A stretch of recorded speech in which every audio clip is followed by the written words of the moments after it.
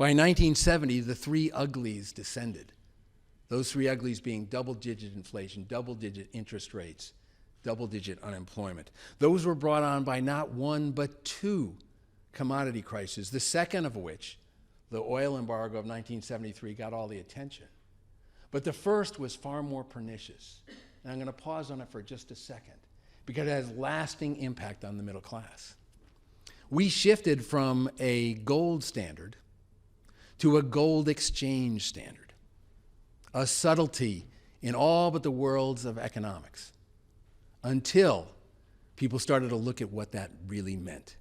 A gold exchange standard means you can exchange gold for two currencies. At that time, those currencies were the US greenback, the dollar, and the pound sterling. And in no time, the dollar surged past the pound sterling as the currency of choice. In the 1970s, they opened badly. And one of the things Richard Nixon realized is that people were taking their dollars in Europe and saying, we want to exchange them into gold. What was developing was a run on the bank, and that bank, folks, was us. And so without spending a second talking to any of our counterparties or trading partners, or frankly anybody in the free world, we dropped the gold standard. And we imposed tariffs on imports and froze wages. And for a brief shining moment, and left enough to get Richard Nixon reelected, it worked until it didn't, and then it was an unmitigated disaster. The three uglies crushed us.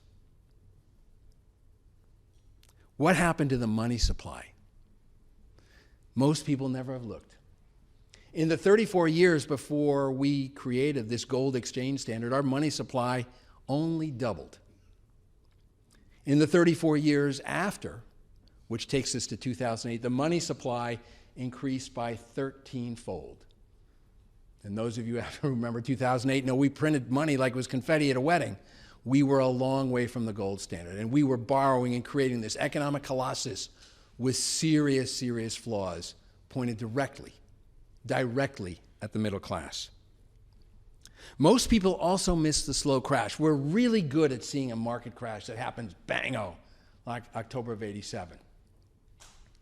But from the mid-1960s to 1982, the market lost 25% of its value. And what's striking about that is that if you include the inflation, which was double-digit, 66% of the market value in real terms was lost. This is one of the worst crashes in our history, and it largely went unreported.